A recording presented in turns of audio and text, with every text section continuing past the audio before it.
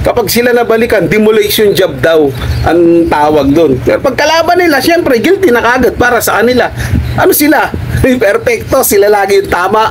Yung inaakusa nila na pagbabayad at pagtatanim ng witness, mukhang sila ang gumagawa.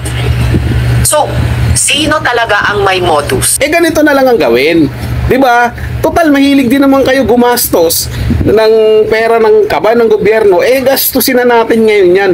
Magpa-lie detector test kayo. Kumuha kayo ng legit o yung mapagkakatiwalaang nagla-lie detector test.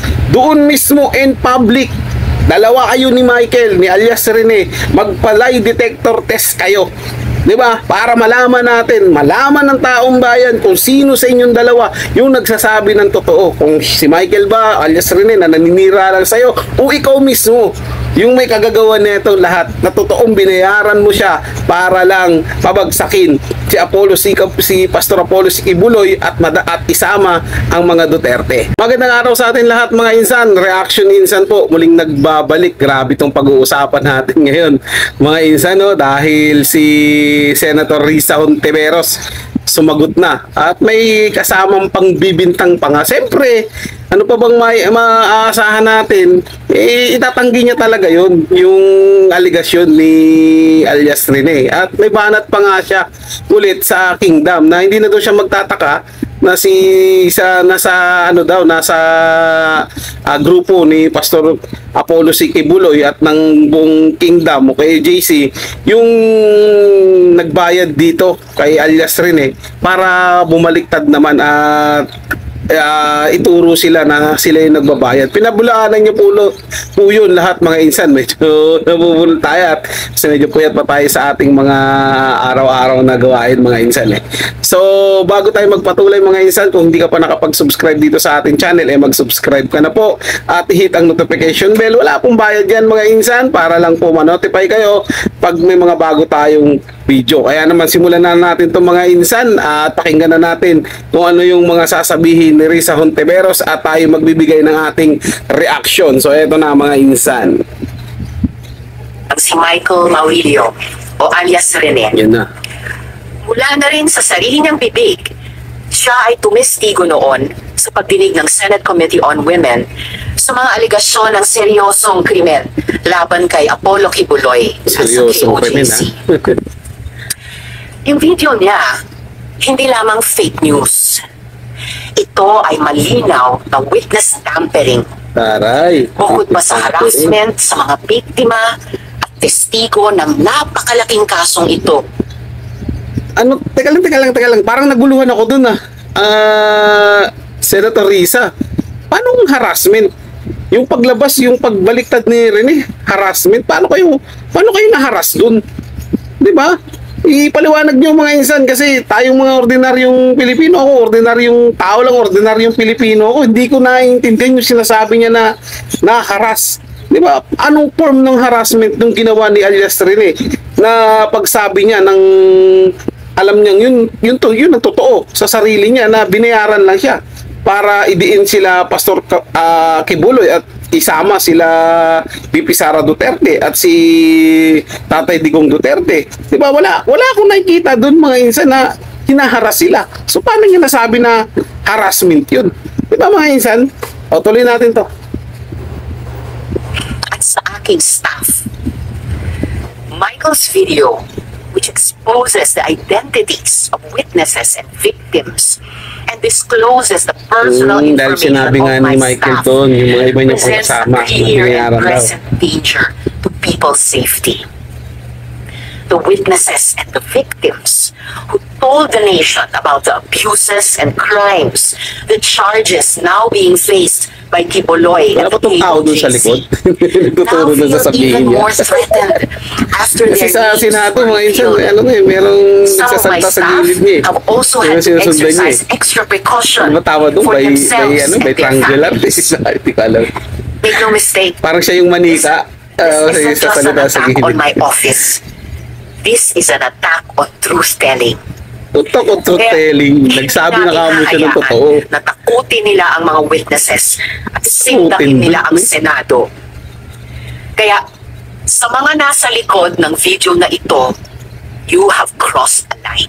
Sobra na kayo.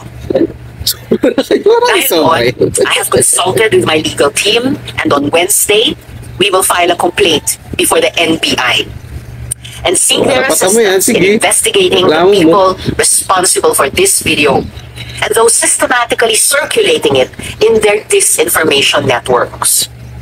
This is only step one, and we will take further decisive action.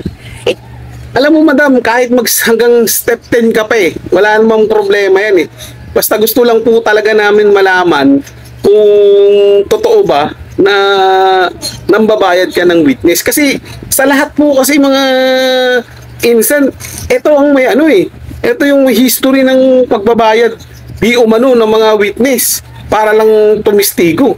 Diba, may siya, mayroon siyang nakatatlo po ata yung tama yung pagkakatanda ko mga insan dito sa ginawa niyang pagbabayad ng ng witness Siya yung may history. Kaya di ba parang nakakaano naman na magtuturo ka ng ibang tao na eto yung gumagawa ng pagbabayad ng mga witness. Ikaw yung may history pagdating dun So paano mo kami mapapaniwala, kami mga ordinaryong Pilipino, ordinaryong tao, na ikaw yung nagsasabi ng totoo at hindi itong lumabas na si Alias Rene na binayaran di umano ninyo para lang tumistigo at siraan si Pastor Apollo Kibuloy at idamay sila VP Sara Duterte at yung tatay niyang si former President Digong Duterte. Diba? Ikaw yung may history. Tuloy mo insan. Including the filing of criminal complaints para sa mga testigo at biktima at para sa Senado. Dami mo pa Senado. Maningil kami ng hustisya. Kayo, ikaw. Sino kayo ba yun? Last week, Sinong kayo kaya yun? ilalabas namin maniningil kayo. Sino kayang kayo yun? Na patunay na nagsisinungaling maniningil siya. kami pala. Sabi niya, maniningil Si kami. Michael, Sino kayang kami yun? Diba may mga kasama siya? lumapit sa aking opisina. Hindi siya tinakot, hindi siya pinilit. Siya ang naghabol sa amin. Kwento mo yan, ma'am. Magpahayag ng kanyang panig. Narito ang mga resibo. Noong December 14, 2023, he-emailed my office. Sabi niya, quote, dati rin po akong worker ni Pastor Kibuloy. Tumiwala dahil sa mga abuso at pananakit. Ngayon lang nagkaroon ng lakas ng loob dahil na rin sa takot. Baka ipapatay ako, close quote. Taliwas yan sa sinasabi niyang nakumbinsi daw siya na tumestigo para mabayaran. Hindi yun. Kasi napanood ko rin yun. Ginawa ko nga ng reaction video yung sinabi niya, di ba? Mga insan. Sinabi niya noon, nag-email siya, tapos yung sumunod na email, ipinapakwento nyo na yung tungkol kung ano siya, yung saan siya nanggaling, yung ano niya, yung kung galing ba siya doon sa kingdom nga. At yan yung sinabi niya. Tapos doon sa email niya, yan yung sinabi niya. Tapos pinabago nyo daw sa kanya yan. 'Di ba na isama na daw diyan yung sinasaktan siya. Siyempre, ipasama na rin doon sina VP Sara Duterte at si Tatay Digong Duterte. Yun yung sinabi niya doon. So kung tama yung pagkakatanda ko mga insan kung doon sa pag-aano niya, doon sa sinabi nga ni Alias Rene. At saka yung ganyang email mga insan, madali naman yan yung email ko lang sa'yo, yung pwede mong ipakita. Pero yung kabuuan ng email, dapat yun ang ipinakita niya. Di ba yung email niya, di ba? Yung kabuuan, para makita doon kung sino talaga yung unang nag-email, yung date, yung pagkakasunod-sunod. Meron yan yung history niyan 'di ba? Kasi pwede mong ipakita diyan yung email lang nung tao. Oo, may email yung tao talaga kasi sinabi niya naman doon na nag-email talaga siya. Pero yung pagkakasunod-sunod ng email, kung sino talaga yung unang nagsabi at ano yung mga sinabi, ano yung sagot mo, 'di ba, doon sa email, 'di ba? Dapat ipinakita mo rin para aware yung tao na ito yung pagkakasunod-sunod doon 'di ba? Email niya, talaga. Di ba sasabi mo na may email? Kasi nga sinabi niya doon na may email talaga siya. Pero yung pagkakasunod-sunod yan, kung sino talaga sa inyo yung unang nag-email, kung sabi mo siya unang nag-email, o ano yung sagot nyo, ano yung sinabi nyo doon. Di ba? Para mapabulaanan nyo na mali yung sinabi niya na pinabago nyo sa akin yung testimonya ko at pinalitan na ng ganto ganyan. Di ba? Doon pa lang, ano nyo na, hindi, sa email kasi, pwede kasing ipakita yan mga insan ng Baka simple, di ba? Kahit ordinary tao lang tayo, simple. Wala insan. Because we take some time to vet emails, nung pakiramdam niya ay hindi siya pinapansin, he messaged us 2 more times. Noong December 15, 2023 at January 28, May 2024. binabasa pala, kaya pala eh. Ano madam, Nasaan scripted ang nyo? Muli siya Parang yun na naman yun, ah. ulit-ulit na May lumapit. script ha? He freely and voluntarily offered his testimony and assistance. Pangalawa, inutusan daw si Michael na idamay at idagdag sa testimonya niya si dating yun na yung Pangulong sumunod na Duterte email niya. at VP Sara Duterte. Diba? Kalimutan na ata ni Michael na sa pinakaunang salaysay na siya mismo ang gumawa at nagbigay sa aking opisina, andoon na ang pangalan Hindi ng mga naman yan yung Duterte. sinabi niya, ibang email Sinulat niya niya yun, ko, di ba? Tapos pinabago minsan niyo po, eh. nag-visit doon si former Pres Duterte at VP Sara Duterte, close quote. Siya ang nagbigay at nagsulat niyan.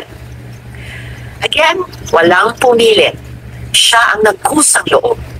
No one paid him. Aray. No one coerced him. I cannot stress this Sinungalingan mo kasi ang hirap talagang paniwalaan ka. on February 7, Ang hirap mo talagang 2024, paniwalaan, Madam he Risa, was the one kaayo. who asked us Salawat for money. kaayo. Quote, I just want to ask if her office give a financial assistant. I want to buy a new laptop. Close quote. Malinaw ang sagot namin sa kanya. Our office has a strict policy Lalo of not talaga providing tunay eh. financial assistance to potential witness and witnesses. He knew that. And yet now, on video, he claims we gave him 1 million pesos. That is a lie. And he knows it. Pati sa detalye ng tinulugan, ang sinungaling niya. Wala akong kondominium na pagmamay-ari. Michael wasn't staying at one place. Inililipat siya sa iba't ibang safe house na Oh, di ba inayos sinabi niya ng naman tulong Michael ng eh. religious groups at Lipat-lipat civil siya. society. May mga Dahil na religious rin group sa na kasama. sinabi niya Kasama pa si sa Bato-Bato. kanyang buhay. Di ba? Di para mo na rin Kaya, inamin yun, mga di ba?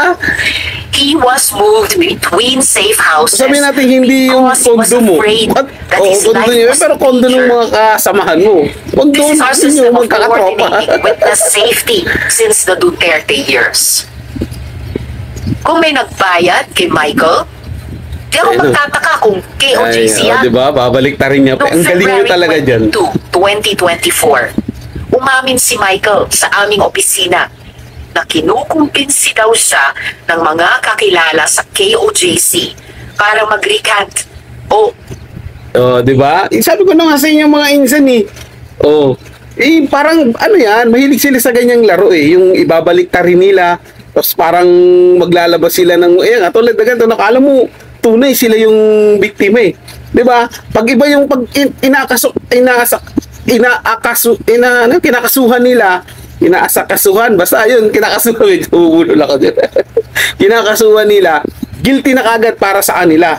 Pag sila yung nabalikan, gaya nga sinabi ni Idol Robin doon sa post niya, kapag sila nabalikan, demolition job daw ang tawag doon. Pero pag kalaban nila, syempre, guilty na kagad para sa kanila. Ano sila? Perfecto, sila lagi yung tama. Oo, tama talaga sila. Alalaki ng tama nila. Kaya itong mga tama na to, tatamaan talaga itong mga to eh. Pagka oras na nagkaroon ng investigation, kasi alam ko mga insan, ihiwalay na lang natin to na reaction video. Sumagot po dyan si alias Rene dito sa mga sinasabi niya at pinabulaanan niya po yun about dun sa sinasabi nito na binayaran siya ng Kingdom. At sasabihin niya pa nga dito mga insan kasi napanood ko na to nung bago ko to gawa ng napanood ko na siya doon sa live, di ba mga insan? At sinabi niya nga doon na sinabi nito ni Senator Risa na tinatakot daw ito si alias Rene ng Kingdom. Tapos ngayon nandudoon daw to ngayon, parang kinidnap daw. Yun ang palabas niya, pero pinabulaanan ni alias Rene. Ay buti pa nga doon si alias Rene dito sa pangalawa niyang pagdidibang niya dito sa sinasabi ni Risa Hontiveros mga insan, wala siyang kahawak-hawak na papel, wala siyang binabasa. Kumbaga ganun pa rin kung ano yung unang paglabas niya sa video niya, ganun pa rin siya na nagsasalita. Di ba? Hindi katulad nito na Risa, tingnan mo naman, may hawak siyang hawak siyang papel. Lalatang ano muna script muna. Gawa muna tayo script para hindi tayo magkamali. Sasabihin natin, baka madulas tayo eh. Tanong lang naman, Madam Risa, tama po ba yung iniisip ko? Kaya kayo gumawa ng ganyan, script nyo babasahin para hindi kayo madulas. Baka kasi mamaya madulas kayo sa inyong sasabihin. Tuloy natin ito mga insan. Ang galing ko talaga, Risa. Magbumawi sa hearing. Sumbong niya, quote, "Mag-recant daw ako para mapahiya si Sen. Risa. Especially daw yung mga nakita ko sa mga Duterte. Bibigyan daw ako ng malaking pera, itatago daw ako, at bibigyan ng magaling na abogado," close quote. Yung inaakusa nila na pagbabayad at pagtatanim ng witness, mukhang sila ang gumagawa. So, sino talaga ang may modus? Ikaw yung may I ani. also want to note Ikaw yung na nag-reach out sa amin. ikaw yung may sa Kibuloy may nakatatlong beses ka na nagbayad. Ikaw yung may history na nagbabayad na ng hindi sila testigo. binayaran para tumestigo. Remember that Michael is only one of 14 witnesses. 14, binayaran niya daw eh. Ang star witness. Michael also claims that I threatened him. Yet, on June 22 and 23, 2025, just this month, just last week, Michael was the one frantically messaging my staff. Sabi niya, quote, "Help me, kinidnap ako." Kinabulaanan din yan na yan, mga insan. Dito ako kinulong Ni sa alias Glory Rene. Mountain. Send rescue now. Ganyan yung Close wala po quote. siyang paparescue. Wala rin po siya sa kingdom. Seriously. We forwarded them to the PNP Kakalaman talaga for kayo. immediate action. At noong kumikilos na ang PNP, biglang lumabas ang video. Bago pa iyan, nakailang mensahe na rin si Michael na hinaharas siya ng ilang hindi kilalang individual. Hindi nga. Parang sinabi ni alias Rene, ikaw yung naghaharas sa kanya, ikaw yung naghahanap eh. Kaya nga siya umalis at nagtatago eh. Di ba? Tapos sinabi mo na nagpaparescue na naman siya ngayon, nandoon siya sa kingdom. Tapos nung tumilis na yung pulis Davao, biglang lumabas yung ganyang video. Ngayong pangalawang video niya, sinabi niya na wala siya doon sa kingdom. Dahil 2019 pa siyang lumabas doon. Di ba? Ano naman ang sasabihin mo? Kasinungalingan, lalabas ka na naman, magla-live ka na naman, sasabihin mo, kasinungalingan ulit yung sinasabi ni alias Michael. Gaya nga na sinabi mo na meron kang ebidensya, meron din siyang ebidensya para sa'yo. At ito maganda, sina-challenge kita, Senator Risa Hontiveros. Kung sa tingin mo, ikaw yung nagsasabi ng totoo at ito si alias Michael ay nagsisinungaling lang para siraan kayo at sinasabi mo nga na harassment sa inyong team, sa inyong mga testigo ninyo laban kay Pastor Apollo C. Kibuloy sa mga di umano yung mga krimen na ginawa niya na ipinupukol ninyo, ganito na lang ang gawin.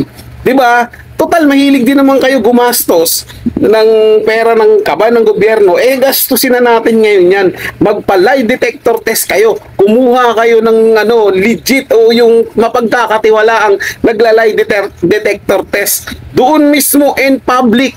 Dalawa kayo ni Michael, ni alias Rene. Magpa-lie detector test kayo.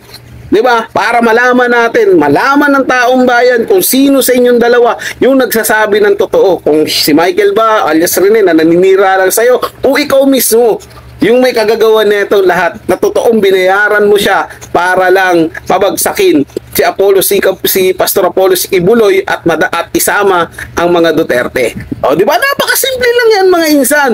Diba? Malakas ang loob niya, talagang tingin niya sa sarili niya, wala siyang kasalanan.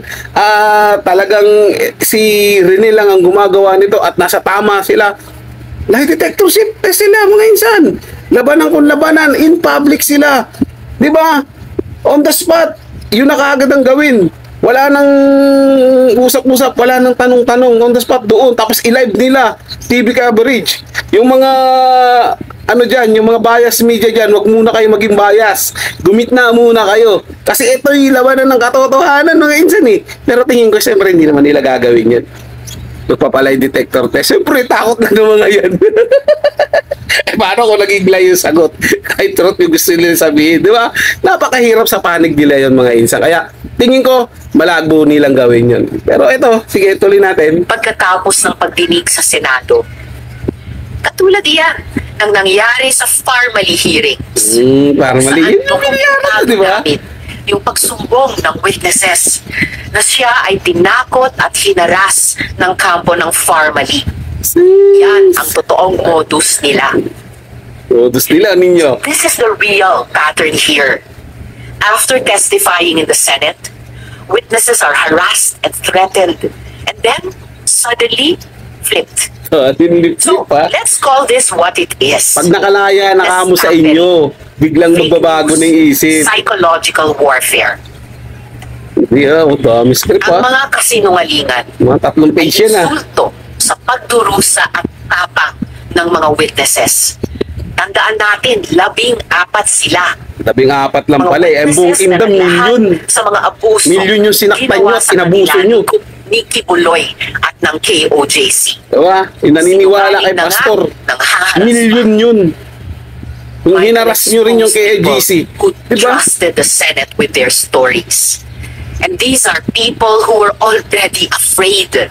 Now they are in danger. Afraid Again, Hindi ka afraid yan ang talagang kinagagalit ko. Gagal. Hindi lang ito paninira. Those responsible for this video cross a line and they will be held to account.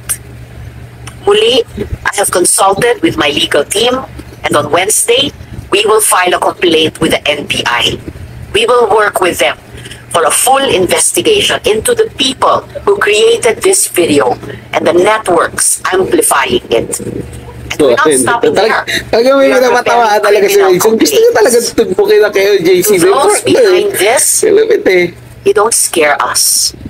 But you should be scared of the truth. Yes. Because Gas no one gets to endanger our witnesses, my staff, or harass Walang the Senate gumagawa with sa inyo ng impunity. ganyan. Wala. We will not Kasi let kung this gagawin sa stand. inyo matagal na. We will fight Binibintang back. nyo nga may Hindi nila angel of death, di ba? mapipigilan ang Eh kung katotohanan. totoo yun, di sana binalikan na sila. Di ba mga insan? Mga tapos na ata. Nag-ayos na eh. Totoo rin gumanyan pa. Tapos na nga ito mga insan. Hindi niya na ay ano daw karapatan niya yan na magkaso talaga, pero alam ko deep inside yan mga insan, ano na yan sila, nangangamba na yan sila at gagalaw na ng ano yan, kung baga sanay naman sila magpaikot, total nasa panig naman sila ng pamahalaan ngayon, lahat talaga magagawa nila yan. Pero siyempre antayin na lang natin mga insan yung mga susunod na mangyayari. Kasi sabi nga nila, di ba, wala namang lihim na hindi nabubunyag.